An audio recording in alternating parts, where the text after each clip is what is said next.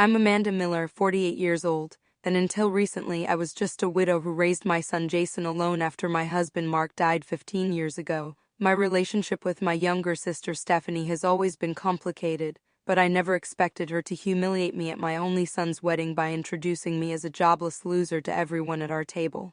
What she didn't realize was that her cruel words would backfire in the most unexpected way. Before I share how my sister's moment of cruelty completely changed both our lives, drop a comment letting me know where you're watching from, and hit that like and subscribe button if you've ever had a family member try to humiliate you in public.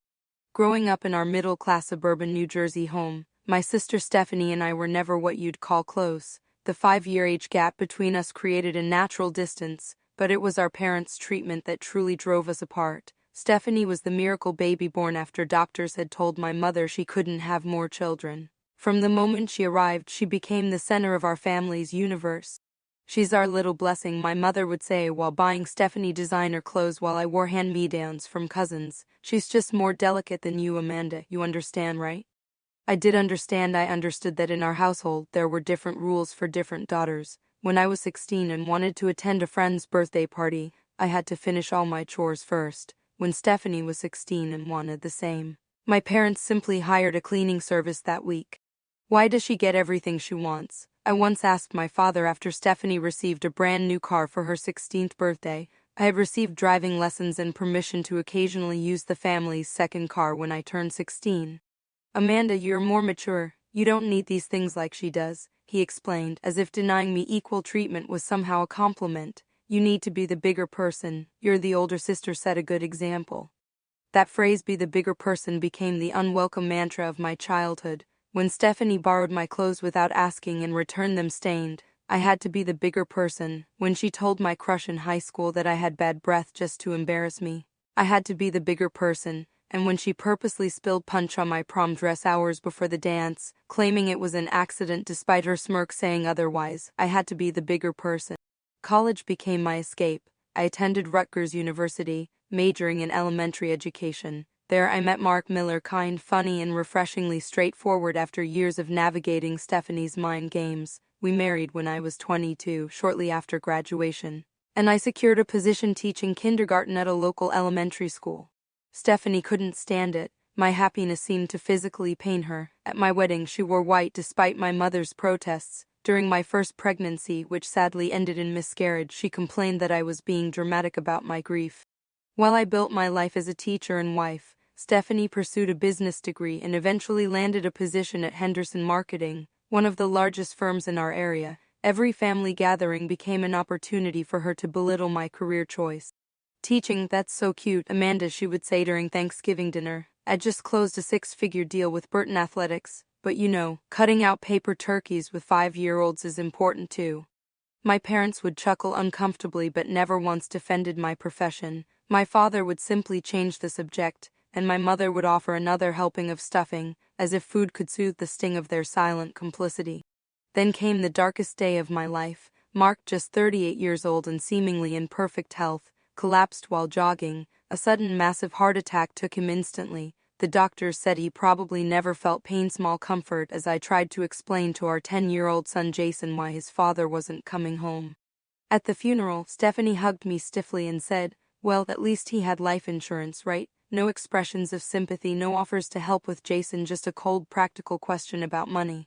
She couldn't have known then how wrong her assumption was. Mark had been between jobs when he died, having just left his position at an accounting firm to join a startup. His new company's benefits, including life insurance, hadn't kicked in yet. The policy from his previous employer had expired. We were left with savings that wouldn't last long, a mortgage we could barely afford, and a grief so profound I sometimes couldn't breathe through it. But I had Jason, and he needed me to be strong, so I packed away my grief during daylight hours and saved it for the quiet darkness of night, when my son was asleep and couldn't hear me cry. The first year after Mark's death passed in a blur of grief, paperwork, and financial anxiety. Our savings dwindled rapidly, and I soon realized my teacher's salary alone wouldn't sustain us in the house Mark and I had purchased with 2 incomes in mind. Something had to change, and quickly. "You could sell that big house and move into something more appropriate for your situation," Stephanie suggested when she visited 6 months after Mark's death. She glanced around our living room with barely disguised judgment. Maybe an apartment. Single moms can't really expect to maintain this kind of lifestyle. I wanted to scream at her that this house held every memory of Mark that Jason and I had left, that downsizing meant admitting he was never coming back. Instead, I simply said, "We're managing," though we both knew it was a lie. 3 months later, I took on my first additional job tutoring struggling readers after school 3 days a week. The extra $400 monthly helped cover groceries but not much else. By the 1-year anniversary of Mark's death, I had added weekend shifts at a local retail store, working Friday nights and all-day Saturdays while Jason stayed with a friend's family. "Mom, I can get a paper route or something," Jason offered when he saw how exhausted I was, falling asleep at the dinner table after working 16 hours straight.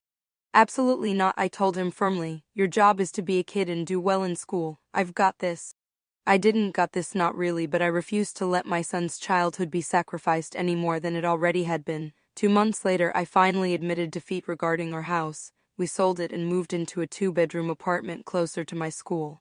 The change cut my commute time in half and significantly reduced our monthly expenses. During this time, Stephanie rarely called and visited, even less. When she did, it was usually to boast about her latest promotion or vacation. She never once offered financial help. Despite knowing our struggles, my parents occasionally sent checks for Jason. Careful to emphasize the money wasn't for me. Their assistance, while appreciated, came with subtle reminders that they considered my financial situation a personal failure rather than the result of tragic circumstances. "If you had chosen a more lucrative career path like your sister, you wouldn't be in this position," my mother commented while helping us move into the apartment. "Teaching is a noble profession, but not very practical for a single parent." I bit my tongue, knowing that responding would only make things worse. Instead, I focused entirely on creating stability for Jason. I decorated his new bedroom first, making sure he had space for his books and basketball trophies. I maintained our routines despite our changed circumstances: Sunday pancake breakfasts, movie nights on Thursdays, and walks in the park whenever weather permitted. Despite working 60-hour weeks between teaching, tutoring, and retail, I never missed Jason's basketball games or parent-teacher conferences. I helped with homework, packed nutritious lunches, and somehow managed to be present when he needed me most. The exhaustion was bone deep. But watching Jason not just survive but thrive made every sacrificed hour of sleep worthwhile. Jason excelled academically and athletically throughout middle and high school. By his senior year, he was class president, captain of the basketball team, and carried a 4.0 GPA when his acceptance letter from Princeton arrived, along with a substantial scholarship. I cried for the first time in years, not from sadness, but from overwhelming pride and relief. "This is all because of you, Mom," Jason said, hugging me tightly as we celebrated with pizza and ice cream in our tiny kitchen. "I wouldn't be here without everything you've done." Stephanie's reaction to Jason's achievement was predictably underwhelming. "Princeton, that's nice. My colleague's daughter just got into Harvard, full ride." Her own children, though younger than Jason, were apparently already being groomed for Ivy League futures, with expensive private tutors and legacy connections through her husband's family. When Jason left for college, I continued working all 3 jobs to help with his expenses not covered by scholarships: books, housing, supplements, spending money. College costs extended far beyond tuition. Only when he graduated with honors 4 years later did I finally quit the retail position I had grown to despise.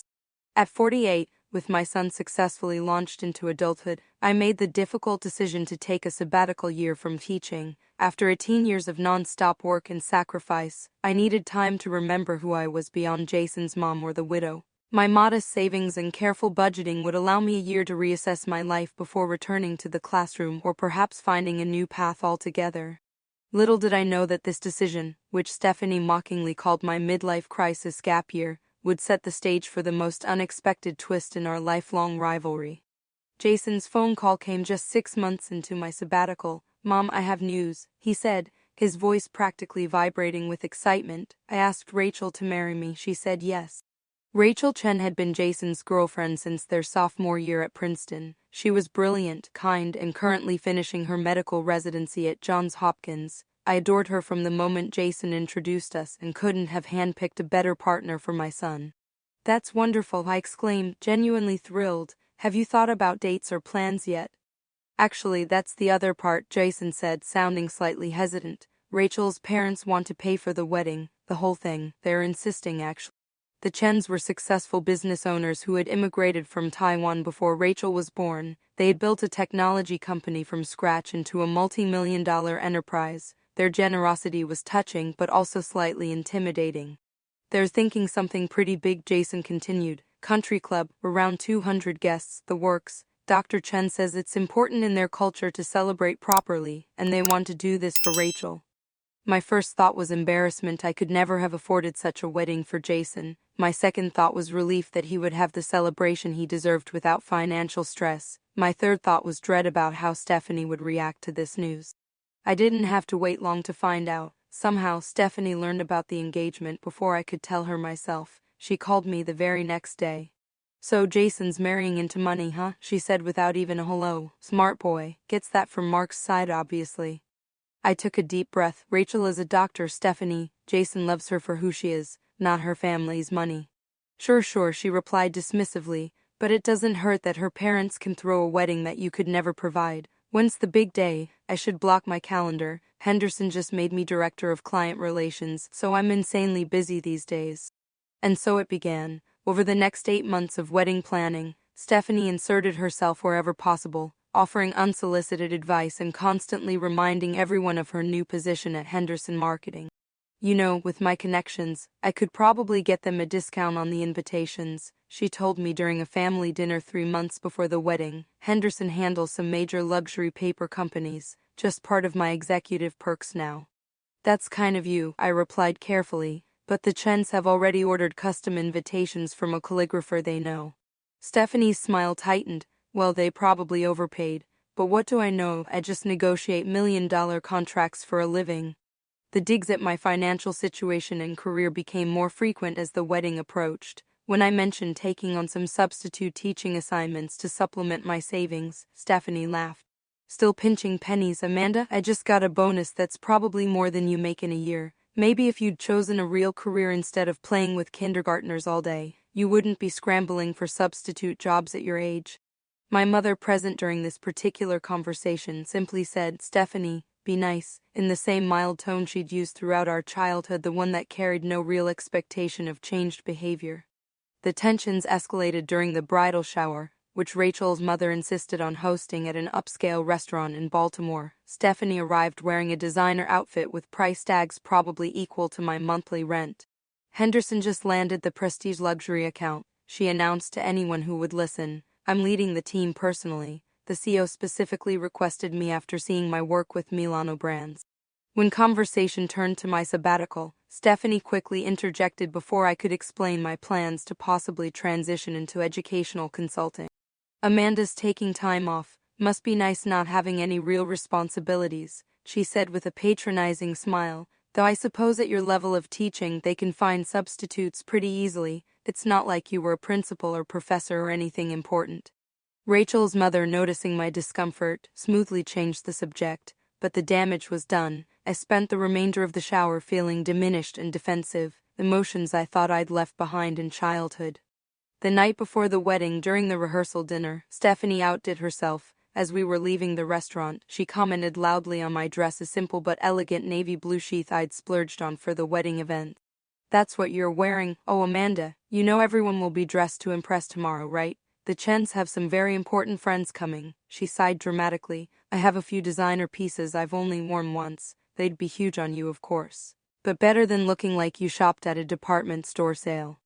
I smiled tightly and said, "My dress is perfect for me, thank you. I'm not trying to impress anyone. Tomorrow is about Jason and Rachel, not what I'm wearing." As I lay in bed that night in the hotel room I could barely afford, I promised myself I wouldn't let Stephanie ruin this special weekend. Jason was happy, about to marry the love of his life. Nothing else mattered, not Stephanie's jabs, not my financial insecurities, not the vast disparity between my life circumstances and those of most other guests. Tomorrow I would focus only on my son's joy. I had no idea that Stephanie was about to cross a line from which our relationship might never recover, or that her cruelty would inadvertently open a door I never knew existed. The ceremony was everything I had dreamed it would be for my son. The historic stone chapel was decorated with cascades of white roses and greenery, sunlight streaming through stained glass windows casting colorful patterns across the aisle. When Jason saw Rachel walking toward him in her elegant gown, The look of pure love on his face brought tears to my eyes. I sat in the front row, wearing my navy dress with the pearl necklace Mark had given me on our 10th anniversary, my something old, something borrowed from the past we had shared. For a moment I felt Mark's presence beside me, witnessing our son's happiness. I closed my eyes briefly, wishing he could be here physically but feeling grateful for the life we had created together, a life that had produced this remarkable young man now exchanging vows. After the ceremony, guests made their way to the Grand Oaks Country Club for the reception. The ballroom was transformed into a sophisticated wonderland of twinkling lights, towering floral arrangements, and tables draped in champagne-colored silk. A string quartet played softly as attendants guided everyone to their assigned seating. I was placed at the family table near the front of the room, unfortunately right beside Stephanie and her husband Richard. She was already on her second glass of champagne when I sat down, her eyes critically assessing everything and everyone. "Open bar," she commented, sipping her drink. "The Chens certainly know how to throw a party, probably costs more than your annual salary." I ignored the comment, instead engaging with Rachel's grandmother, who was seated on my other side. She spoke limited English, but with patience and smiles, we managed a pleasant conversation about her beautiful granddaughter and how happy she was about the marriage. Dinner service began, an elaborate 4-course meal featuring dishes that honored both American and Taiwanese cuisine. As the main course was served, I noticed a distinguished-looking man at the next table glancing our way occasionally. Stephanie noticed too, immediately straightening her posture and touching her perfectly styled hair. "That's Edward Henderson," she whispered urgently, "my boss, the Henderson of Henderson Marketing." I had no idea the Chens knew him. Her entire demeanor changed, becoming more animated and loud, clearly performing for her employer's benefit. She began dropping industry terms and client names into every conversation, mentioning recent campaigns and her pivotal role in the company's success. "Edward is a genius," she gushed, loud enough to be heard at the next table. "The work environment he's created at Henderson is so dynamic, only the best succeed there, which is why I've risen so quickly." He recognizes true talent. Mr. Henderson smiled politely in our direction but returned to his conversation with Dr. Chen. Stephanie, frustrated by his lack of engagement, increased her volume and dramatic gestures. As dessert was served, the conversation at our table turned to careers and life updates. Rachel's uncle asked what everyone did for a living, and people around the table took turns sharing their professions: a professor, a software engineer, a pediatrician. When attention turned to me, I simply said, "I was a kindergarten teacher for many years. I'm currently taking a sabbatical to explore new directions." Before I could elaborate, Stephanie interrupted with a sharp laugh, her words slightly slurred from the multiple glasses of wine she had consumed. "Allow me to translate," she said loudly. "This is my jobless loser sister who couldn't keep it together after her husband died, 15 years later, and she's still using widowhood as an excuse for her failures. She quit teaching, not that it was a real career anyway, and now she's finding herself at 48, basically unemployed and living off what little savings she has left." The table fell silent. I felt as though all the air had been sucked from the room. Heat rushed to my face as I stared at my half-eaten dessert, unable to look up and meet the pitying or embarrassed expressions I knew must be on everyone's faces. Then Jason's voice cut through the silence, cold and controlled. He had approached our table without anyone noticing. "Aunt Stephanie, I think you've had enough to drink. Mom, would you like to dance?" He extended his hand to me, his eyes full of protective love. "Actually, I need a moment," I managed to say, rising from my seat. "Excuse me, please." I walked as steadily as I could toward the restroom, feeling dozens of eyes on my back. Once inside a stall, I pressed my forehead against the cool metal door and took deep, measured breaths. I would not cry. I would not give Stephanie the satisfaction of ruining this day. After a few minutes, the bathroom door opened and I heard Rachel's voice. "Amanda, are you in here?" I emerged from the stall, attempting a smile. "I'm fine, sweetheart. Just needed a moment." Rachel hugged me tightly. "I'm so sorry about what happened." Stephanie was completely out of line. "This is your wedding day," I said firmly. "Please don't worry about me. I've dealt with Stephanie my whole life." "Jason is furious," Rachel continued. "He's talking to her right now." "Tell him not to make a scene," I pleaded. "Today is about celebration, not family drama."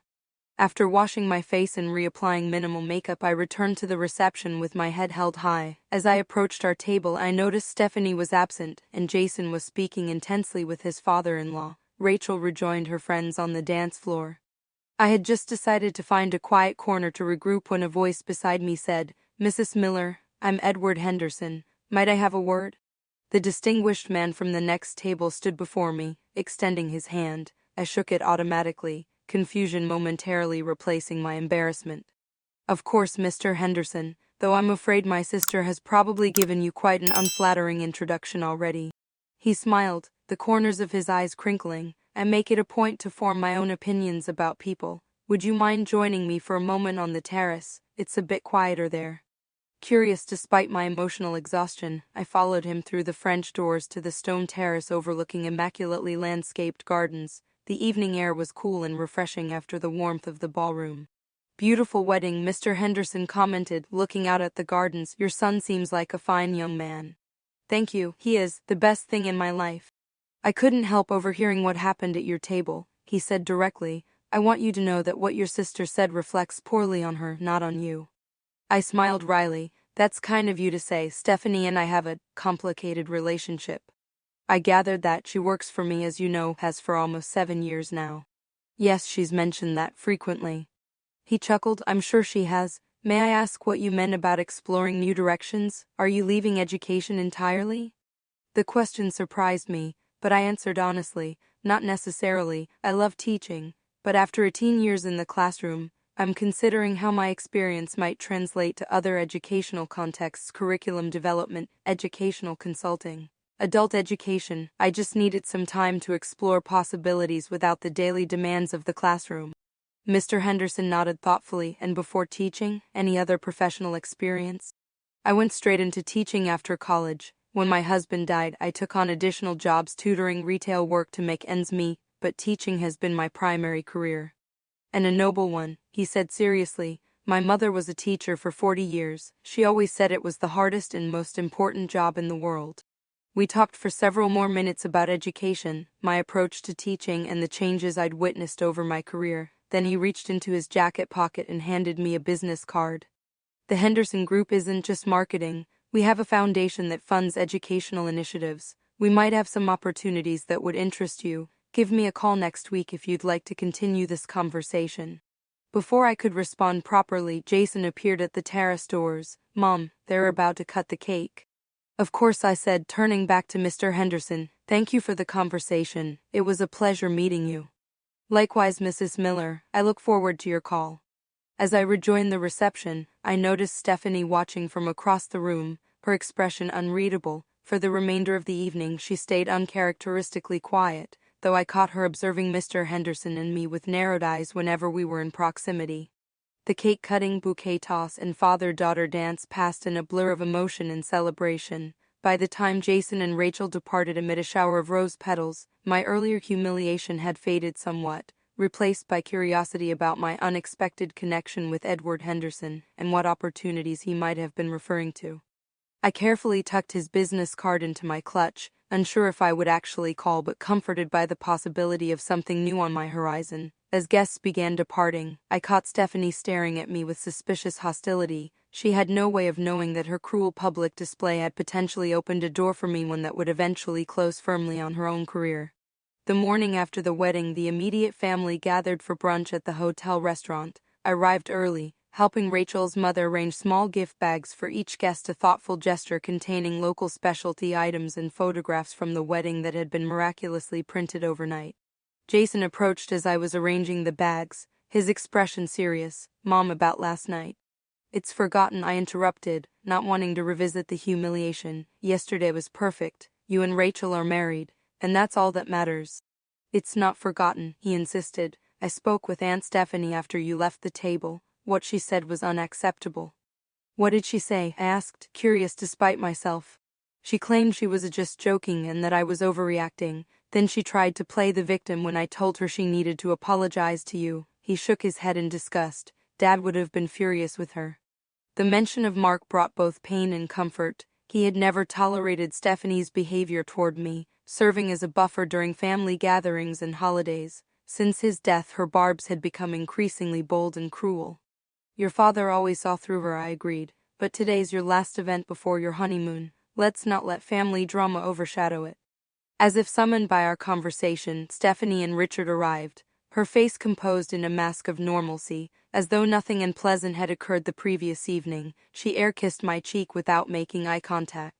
"Lovely brunch arrangement," she commented blandly. "The Chen certainly don't skimp on anything, do they?" I simply nodded and moved away, determined to maintain distance without creating obvious tension. Throughout brunch, Stephanie acted as though our table incident had never happened, chatting animatedly about the floral arrangements, the music, and the food. Not once did she acknowledge her behavior or offer anything resembling an apology. After the meal, as everyone was saying goodbyes, Stephanie approached me directly for the first time. "You seemed quite cozy with Edward Henderson last night," she observed, her tone casual but her eyes sharp. "What were you two discussing so intently on the terrace?" "Just general conversation," I replied vaguely. "He's an interesting man."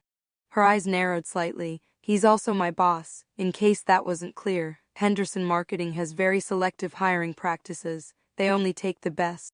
I recognized the implied message. Don't even think about approaching her territory. Little did she know I still had his business card tucked safely in my purse. "I'm sure they do," I said neutrally. "Enjoy your flight home."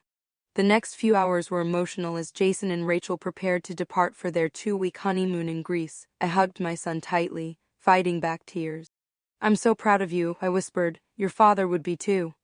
"I love you, Mom," he replied, his voice thick. "I wouldn't be who I am without you." After they left, I returned to my quiet apartment, suddenly feeling the emptiness of the space and the absence of purpose that had defined my life for so long. My son was married, launched successfully into adulthood. The milestone highlighted the question I had been avoiding: what now? I unpacked my suitcase methodically, hanging up the navy dress that had witnessed both my proudest moment and my public humiliation. As I emptied my clutch, Edward Henderson's business card fell onto the dresser. I picked it up, running my fingers over the embossed lettering. "The Henderson Group," it read. "Edward Henderson, CO. Below was a direct phone number, not a general office line or that of an assistant, but apparently his personal number. For 3 days I debated whether to call. Was this merely a courtesy offered in a moment of pity? Would I be embarrassing myself by following up? Eventually, curiosity and the need for forward momentum outweighed my hesitation. On Wednesday morning I dialed the number, half expecting to reach a voicemail system. Instead, Edward Henderson himself answered on the second ring. "Edward Henderson speaking." "Mr. Henderson, this is Amanda Miller. We met at my son's wedding over the weekend. I hope I'm not interrupting anything important."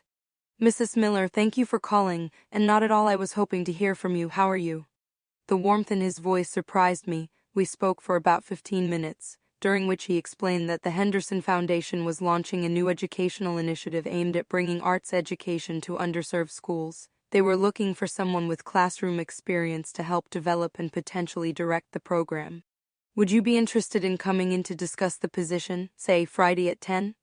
I agreed immediately, both excited and nervous about the prospect. After hanging up, I spent the next day and a half researching the Henderson Foundation, preparing questions and updating my long-neglected resume. By Friday morning I felt reasonably prepared but still doubtful about my chances. After years of teaching kindergarten and tutoring, a director position seemed like a significant leap.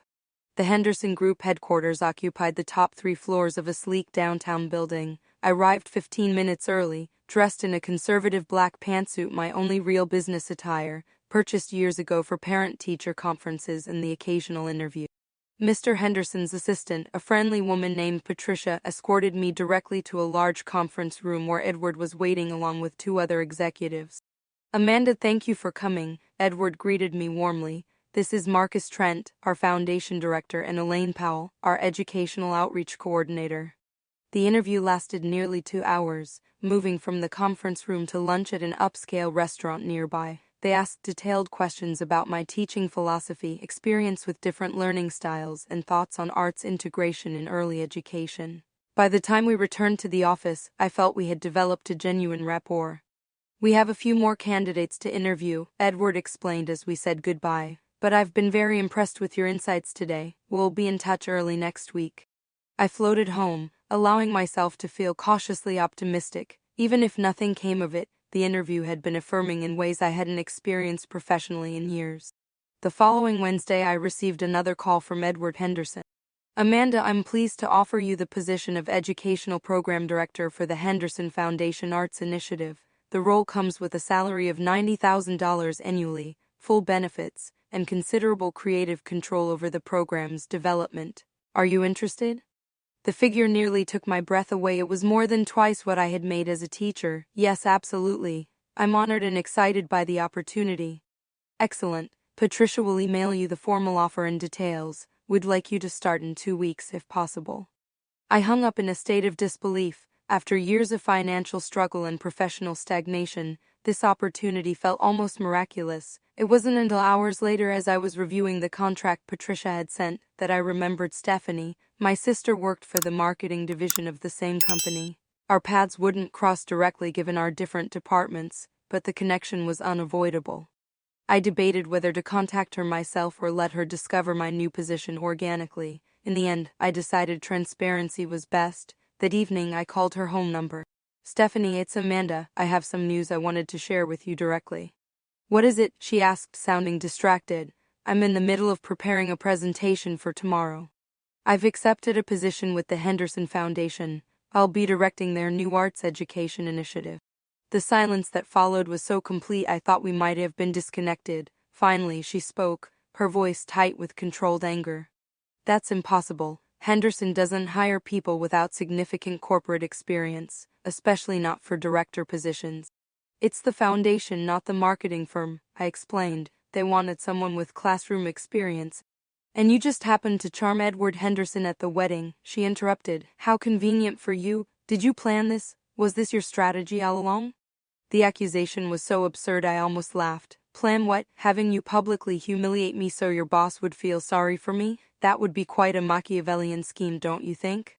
"You have no idea what you're getting into," she continued, ignoring my question. "The corporate world isn't like your cozy kindergarten classroom. People will eat you alive." "I appreciate your concern," I replied evenly, "but I'm looking forward to the challenge. I just wanted you to hear it from me first." After hanging up, I wondered if I had made a mistake in accepting the position. Would working anywhere near Stephanie be worth the stress, regardless of the salary? Before I could dwell too long on these doubts, my phone rang again. It was Jason calling from Greece. "Mom, Rachel and I just got your email. Educational program director. That's amazing. Tell me everything." His enthusiastic support washed away my misgivings. This opportunity was too important to reject because of Stephanie's reaction. I had spent decades allowing her behavior to influence my choices and emotions. It was time for that pattern to end. My first day at the Henderson Foundation was surreal. I had my own office with a view of the city, an assistant named Miguel who helped me navigate the building's security and computer systems, and immediate responsibilities that felt meaningful and aligned with my values. For 2 weeks, I managed to avoid any direct encounters with Stephanie. Though I occasionally glimpsed her across the company cafeteria or in the lobby, she appeared to be employing the same avoidance tactics, which suited me perfectly. Then came the quarterly all-hands meeting, where both foundation and marketing employees gathered to hear company updates. I arrived early and chose a seat near the front, focused on taking notes about foundation initiatives I would need to coordinate with. Just as the meeting was about to begin, Stephanie entered with several marketing colleagues, stopping short when she spotted me. After a moment's hesitation, she approached, her smile fixed and professional. "Amanda, settling in all right?" "Yes, thank you. Everyone's been very welcoming." Good, she lowered her voice. "Just a friendly tip, these meetings are important networking opportunities. You might want to consider upgrading your wardrobe if you want to be taken seriously. The kindergarten teacher look doesn't quite cut it at the executive level." Before I could respond, Edward Henderson entered the room and called the meeting to order. Throughout his presentation, I noticed Stephanie repeatedly dropping comments to her colleagues whenever my department or initiatives were mentioned, occasionally generating snickers from those around her. Later that week, Miguel informed me that some of my emails to the marketing department regarding cross-promotion of foundation events had been deprioritized, effectively ignored. When I followed up directly, I received curt responses or was redirected to junior associates unable to make decisions. "Is there a problem between you and Stephanie Miller?" Edward asked during our weekly check-in, having noticed the tension. "I understand you're sisters." I hesitated, reluctant to bring personal issues into a professional setting. "We have a complicated history, but I'm committed to maintaining professional boundaries. I apologize if it's affecting workflow." "Don't apologize," he said firmly. "Just be aware that I've received some unusual feedback about your performance. Given that you've only been here a month and have already secured 3 new school partnerships, I'm taking it with a grain of salt." I realized then that Stephanie was actively attempting to undermine me. The knowledge was both painful and strangely liberating, confirmation that her resentment ran so deep she would risk her own professional reputation to satisfy it. 3 days later, Stephanie was called into an unexpected meeting with Edward Henderson and the head of human resources. She emerged an hour later, white-faced and tight-lipped, refusing to make eye contact with anyone as she gathered her belongings and left the building. Within hours, rumors spread throughout the office about what had transpired. That evening, my phone rang. My mother, her voice tense with accusation. "What did you do to your sister? She's absolutely devastated." "I didn't do anything, Mom. What happened?" "She's been put on probation. Something about unprofessional conduct and creating a hostile work environment. She says you turned Edward Henderson against her out of jealousy." I sighed, unsurprised by Stephanie's version of events. "That's not what happened. I never discussed Stephanie's behavior with Edward beyond acknowledging that we have a complicated relationship." "Well, someone must have said something. This could ruin her career, Amanda. Couldn't you have just found a job somewhere else? Did you have to take this one knowing she worked there?" The familiar pattern reasserted itself. Stephanie created problems, and somehow I was expected to take responsibility for them, but this time I refused to accept the assigned role. "Mom, Stephanie is facing consequences for her own actions. I'm sorry she's upset, but this isn't my fault." The conversation ended poorly, with my mother expressing her disappointment in my lack of family loyalty. Later that night, I received a scathing text from Stephanie. "Hope you're happy. You stole my connections and now you're trying to destroy my career. I'll never forgive you for this." I didn't respond, recognizing that any defense would only feed her narrative of victimhood. Instead, I focused on my work, developing programs that would bring arts education to children who might otherwise never experience it. The meaning in this work sustained me through the family tension that continued for months afterward. Stephanie remained on probation for 90 days, during which she was required to complete sensitivity training and management coaching. When she returned to full duties, she maintained a cold professionalism whenever our paths crossed, but the undermining comments and blocked communication ceased.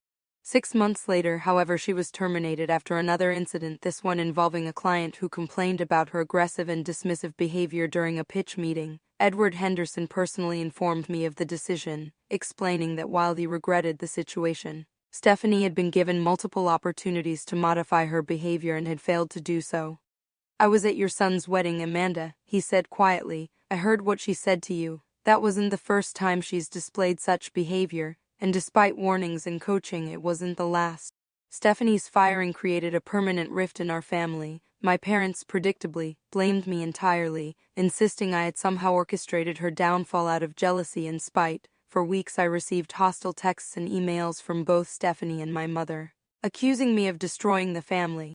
Despite the personal turmoil, professionally I was thriving. The Arts Initiative expanded to 25 schools within its first year, receiving recognition from educational associations and increased funding from donors impressed with the program's results. For the first time in my adult life, I felt financially secure and professionally valued. Jason and Rachel, now expecting their first child, remain my strongest supporters, offering unwavering encouragement when family drama threatened to overwhelm me. As I helped them prepare the nursery for their daughter's arrival, I realized that despite Stephanie's continued hostility, I had achieved something precious: freedom from the cycle of competition and resentment that had defined our relationship since childhood. My sister had introduced me as a jobless loser at my son's wedding, never imagining that her cruelty would catalyze the most positive professional transformation of my life, or that her boss would witness behavior that would eventually end her own career. The irony wasn't lost on me, though I took no pleasure in her downfall. Some victories come at too high a cost, and the complete fracturing of our family left no real winners. The first 6 months following Stephanie's termination passed in a blur of professional growth and personal estrangement. My parents refused my calls, responding to my voicemails with terse texts stating they were giving me space to reconsider my actions. Stephanie herself had blocked me on all platforms after a final message accusing me of orchestrating a systematic campaign to destroy her life. Meanwhile, I threw myself into developing the Henderson Foundation's arts program. We partnered with local artists to bring weekly workshops to underfunded schools, created a summer intensive for talented students who couldn't afford specialized arts camps, and developed a teacher training program to help educators incorporate arts into standard curriculum subjects. You've exceeded every expectation, Edward told me during my 6-month review, approving an additional funding request that would expand our reach to rural schools outside the city. The feedback from schools has been extraordinary. The work feels meaningful, I admitted. After years of teaching, it's gratifying to impact education on a broader scale. Your classroom experience is precisely why you're succeeding where others might have failed, he observed. You understand the reality of schools, not just the theory. My personal life, however, remained complicated. Jason and Rachel welcomed their daughter Emma in April, making me a grandmother at 49. The joy of holding my granddaughter was tempered by my parents' absence from the hospital and family photographs. They're being ridiculous, Jason fumed when his grandparents declined his invitation to Emma's baptism. You didn't do anything wrong. It's their loss, Rachel added gently, adjusting Emma in her arms. They're missing precious time with this little one over nothing but pride and misplaced loyalty. I nodded, grateful for their support but deeply saddened by the family fracture. The rift seemed unbridgeable, with neither side willing to concede any ground. Then, approximately 7 months after Stephanie's firing, I received an unexpected call on a Sunday afternoon. Amanda, the voice was hesitant, unfamiliar at first. It's Richard, Stephanie's husband. Richard, is everything all right? In 15 years of marriage to my sister, he had never once called me directly. Not really, he sighed. Stephanie's been struggling since everything happened. She's had trouble finding a new position. Firms in the industry talk, and Henderson's prestige means his opinion carries weight. She's been rejected from 6 positions she was more than qualified for. The implication was clear. I should feel guilty about her professional difficulties. I'm sorry to hear that, I said carefully, but I'm not sure why you're calling me. She needs help, Amanda. She's depressed, drinking too much. She won't admit it, but she needs her family. Your parents are worried sick but don't know how to fix this. Richard, I haven't spoken to my parents in over half a year because they blame me for Stephanie's behavior and its consequences. What exactly are you asking me to do? There's a position opening at Eastern Regional Marketing. The hiring manager is someone you went to college with, Diane Sawyer, now Diane Winters. Stephanie saw your name in her LinkedIn connections. I remembered Diane. We had remained casually connected over social media but hadn't spoken directly in years. You want me to recommend Stephanie for a job? I clarified, somewhat incredulous, after everything that's happened. I'm asking you to be the bigger person again. Richard's voice held a note of apology, recognizing the pattern he was perpetuating, for the sake of family peace, for Emma, who deserves to know all her grandparents and her aunt. The familiar phrase, be the bigger person, triggered a lifetime of memories, always being expected to forgive, to accommodate, to sacrifice my feelings for family harmony. The pattern had defined my entire relationship with Stephanie, and here it was again, repackaged as concern for my granddaughter. I took a deep breath. I need to think about this, Richard. I'll call you back. That evening I called Jason to discuss the situation. His reaction was immediate and forceful. Absolutely not. After how they've treated you, they're only reaching out because they want something. The minute Stephanie gets back on her feet, they'll go right back to taking her side in everything. You're probably right, I acknowledged. But I hate this division in the family. I hate that your grandparents missed Emma's baptism, and realistically, is this estrangement sustainable long-term? That's their choice, not yours, Jason insisted. You didn't create this situation. After our call, I sat on my balcony watching the sunset, thinking about family, forgiveness, and boundaries. The truth was, despite everything, I didn't want Stephanie to suffer. I didn't want my parents to miss their great-granddaughter's milestones. But neither did I want to re-enter the dysfunctional family system that had caused me so much pain throughout my life.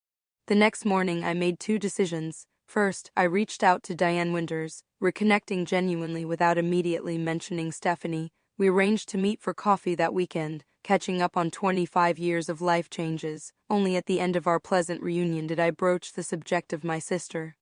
I understand you have a marketing position open, I said. My sister Stephanie is looking for new opportunities. She has extensive experience and talent, though I should be transparent, she was recently let go from Henderson for interpersonal issues. Diane raised an eyebrow. That's unusually forthright for a family recommendation. We have a complicated relationship, I admitted, but I believe in being honest. She's very good at the technical aspects of marketing. The interpersonal challenges are something she's working on. I appreciate the candor, Diane replied. I'll keep an eye out for her application. My second decision was more personal. I called my mother directly, bypassing Richard as intermediary. Mom, it's Amanda. I think it's time we talked.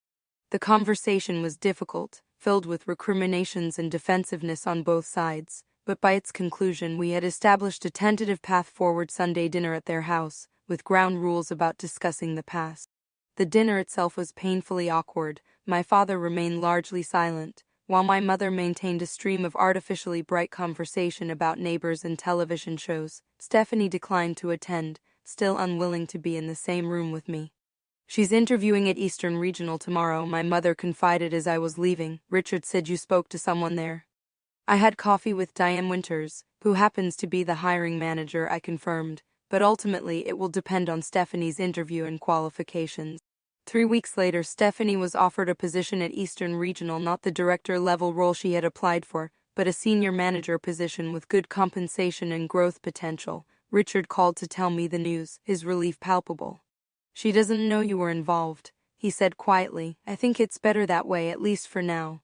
I agreed, having no desire for gratitude that would come wrapped in resentment. My goal wasn't reconciliation with Stephanie, that seemed unlikely given our history, but rather a détente that would allow family gatherings without open hostility.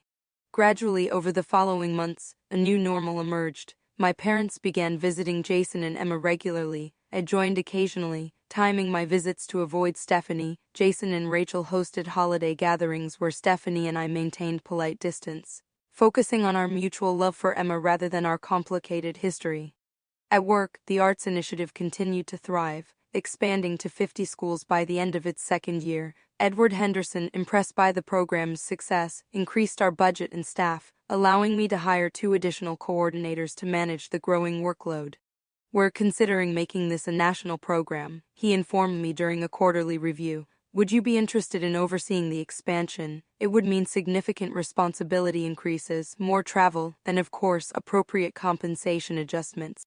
The opportunity was exciting but would require careful consideration of my personal life and priorities. At 50, I was rediscovering aspects of myself beyond motherhood and survival, taking painting classes on weekends, dating occasionally, spending precious time with Emma. A national role would bring new challenges and rewards, but also demands on my time and energy. "I'd like to think about it," I told Edward. "It's a tremendous opportunity, but I want to make sure I can give it the attention it deserves while maintaining balance in my life." He nodded approvingly. "That's exactly the kind of thoughtful response I expected. Take your time. We'd want to launch the national program next fiscal year, so you have a few months to decide." As I drove home that evening, I reflected on the extraordinary changes in my life since Jason's wedding 2 years earlier. Stephanie's cruel introduction, my jobless loser sister, had unwittingly opened a door to professional fulfillment I never could have anticipated. The humiliation that had burned so deeply in the moment had become merely a painful step on a path to something better. And Stephanie herself, perfiring, had forced a reckoning with behavior she had never been called to account for, a painful but perhaps necessary disruption of patterns established in childhood. In her new position, according to Richard's occasional updates, she was more careful, more measured in her interactions with colleagues. Whether this represented genuine growth or merely self-preservation remained to be seen. But either way, consequences had finally arrived for actions long excused by those who should have corrected them. Justice, it seemed, had been served not through my orchestration but through the natural consequences of choices made and behaviors displayed. And while the family wounds might never fully heal, we had found a way to coexist, to allow the next generation the chance to know all their relatives without inheriting our conflicts.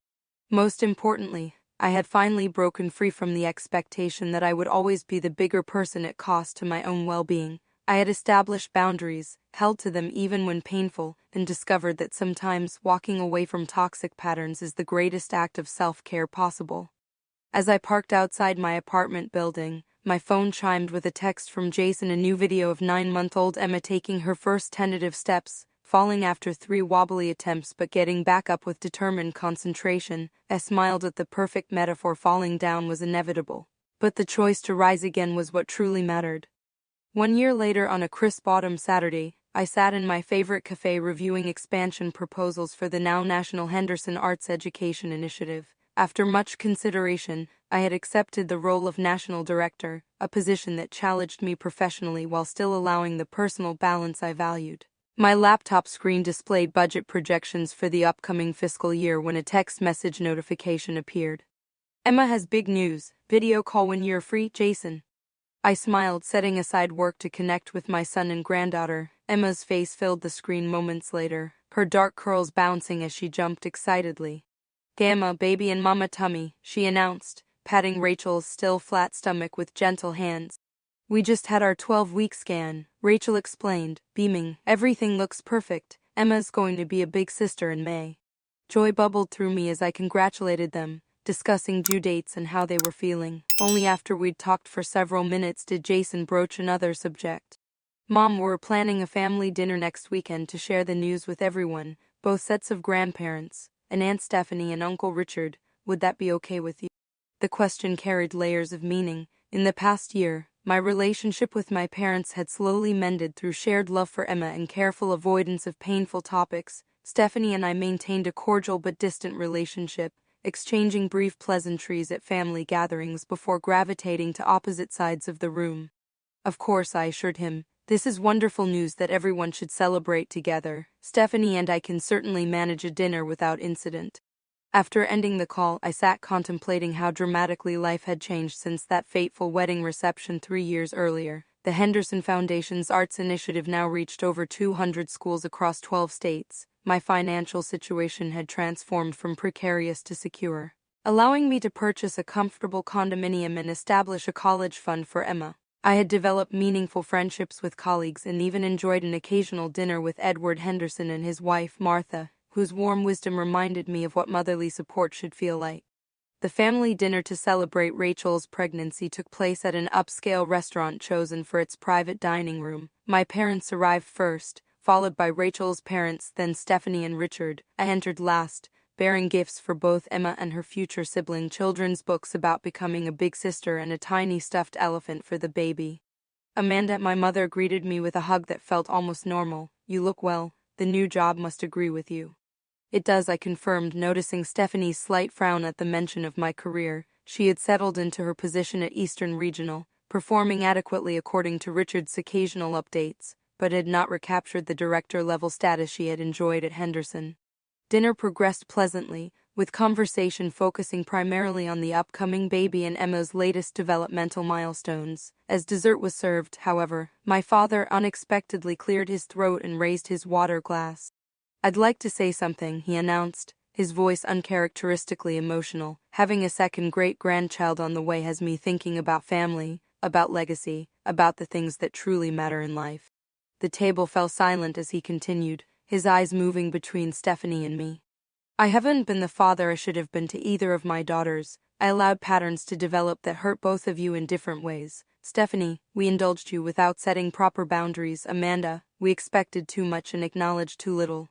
Beside him, my mother dabbed at her eyes with her napkin, nodding slightly. "Your mother and I have been discussing this for months, seeing a counselor actually," he admitted, to my astonishment. "At our age, facing our own mortality, we don't want to leave this world with these wounds unhealed. We're sorry, truly sorry, for the role we played in your difficult relationship with each other." Stephanie stared at her plate, her expression unreadable. I felt a complex wave of emotions: validation, grief for what might have been, cautious hope for what might still be possible. "Thank you, Dad," I said quietly. "That means a lot to hear." The conversation that followed was halting, sometimes uncomfortable, but undeniably important. For the first time, my parents acknowledged the favoritism that had shaped our childhood and its lasting consequences. Rachel's parents, sensing the significance of the moment, took Emma for a walk around the restaurant, giving our family privacy to begin a difficult but necessary healing process. 2 weeks later, I received an unexpected text from Stephanie. "Can we meet for coffee, just the two of us?" We arranged to meet at a neutral location, a small cafe equidistant from our respective homes. I arrived early, selecting a quiet corner table and ordering a cappuccino to steady my nerves. Stephanie entered precisely on time, her expression composed but her fingers fidgeting with her purse strap, a childhood habit that emerged only when she was genuinely anxious. "Thank you for coming," she began after ordering her own drink. "I've been thinking a lot since that dinner with Mom and Dad." I nodded, waiting for her to continue rather than filling the silence. "My therapist says I need to take responsibility for my actions," she said finally. "I've been seeing someone since everything happened with Henderson. Richard insisted, actually." "That's good," I offered neutrally. "Therapy can be very helpful." "I've been angry at you for so long," she continued, her voice tight. for being mom and dad's good daughter, for having the perfect marriage with Mark, for raising Jason to be so successful despite everything, and then when you got the job at Henderson. It felt like you were invading the one area where I had established myself independently. I considered her words carefully before responding. I never saw myself as the good daughter, Stephanie. I saw myself as the one who was never quite enough, who always had to earn the love and approval you received automatically. She looked genuinely surprised. That's not how it felt to me at all. You were always so capable, so self-sufficient. I felt like I had to be louder, more demanding, more successful just to be noticed beside you. The conversation continued for nearly 2 hours, unpacking decades of misperceptions and hurt feelings. It wasn't a miraculous reconciliation, too much water had flowed under that bridge, but it was something we had never managed before: honest communication without our parents as mediators or referees. "I'm sorry for what I said at Jason's wedding," Stephanie finally offered, meeting my eyes directly. "It was cruel and unfair, and I'm sorry for trying to undermine you at Henderson. I was terrified you would outshine me there too." "Thank you," I said simply. "I appreciate that." "I know you didn't get me fired," she added. "Edward made that very clear in our final meeting. My behavior was documented long before you joined the company." As we prepared to leave, Stephanie hesitated, then asked, "Would you put in a good word for me with Hargrove Associates? They're expanding their digital marketing department, and I know you work with them through the foundation." The request revealed that despite our conversation, some patterns remained unchanged. Stephanie still viewed me primarily in terms of what I could do for her, but I also recognized that she had taken a significant step in acknowledging her past behavior. "I can mention that you're looking for new opportunities if the subject comes up," I offered carefully, "but I think a direct application highlighting your specific digital marketing experience would be more effective." She nodded, accepting the boundary with minimal resistance, progress, however small. Over the following months, our relationship slowly evolved into something that, while not close, was at least not actively hostile. We began exchanging occasional texts about family matters, sharing appropriate birthday and holiday greetings, and managing family gatherings with increasing ease. Through a different connection entirely, a former Henderson colleague who had moved to Hargrove, Stephanie eventually secured a new position with better advancement potential than Eastern Regional had offered. She sent me a brief but genuine thank you when I congratulated her, acknowledging that her career recovery had been largely her own accomplishment rather than through my intervention. As Emma's second birthday approached and Rachel's due date drew near, I found myself reflecting on the extraordinary journey of the past 3 years. What had begun with public humiliation had transformed into unexpected opportunity, professional fulfillment, and even tentative family healing. The most profound change, however, was internal. I had finally released the belief that my worth was determined by others' approval, my parents', Stephanie's, or anyone else's. I had discovered that success wasn't measured by job titles or salary, though financial security certainly improved quality of life. True success, I now understood, was found in meaningful work, loving relationships, and the courage to establish healthy boundaries even when doing so caused temporary discomfort. The kindergarten teacher who had once been introduced as a jobless loser now directed a national educational initiative, testified before congressional committees on arts education funding, and mentored young professionals entering the nonprofit sector. More importantly, I had rebuilt my life on my own terms, determining which relationships deserved my energy and which patterns belonged firmly in the past.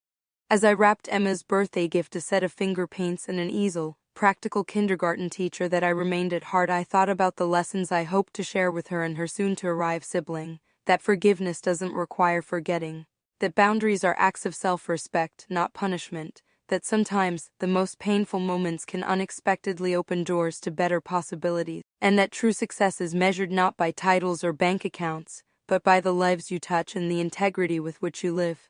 The journey from that wedding reception to my present life had been neither straight nor easy, but standing now on the other side, I could recognize the gift within the humiliation, the catalyst that had finally broken patterns established decades earlier and set me free to discover who I could become when no longer defined by family expectations or limitations. That evening, as I prepared for bed, my phone chimed with a text from Jason, a new ultrasound image showing the distinct profile of what would be my grandson. Beneath it, he had written, "He already has your strength. We see it in every scan." I smiled, saving the image and setting my phone aside. Tomorrow would bring new challenges at work, a lunch meeting with Edward to discuss expanding our teacher training component, and an evening art class I had started taking for pure enjoyment. My life was full. meaningful, and entirely my own, the unexpected blessing born from public humiliation and its surprising aftermath. What's your biggest takeaway from this story? Have you ever experienced a situation where something painful ultimately led to positive change in your life? I'd love to hear your thoughts in the comments below. Don't forget to like and subscribe if this resonated with you, and share with someone who might need a reminder that sometimes our lowest moments can be the beginning of our greatest transformations. Thank you for joining me today, and remember, success isn't defined by others' opinions of you, but by the life you build on your own terms.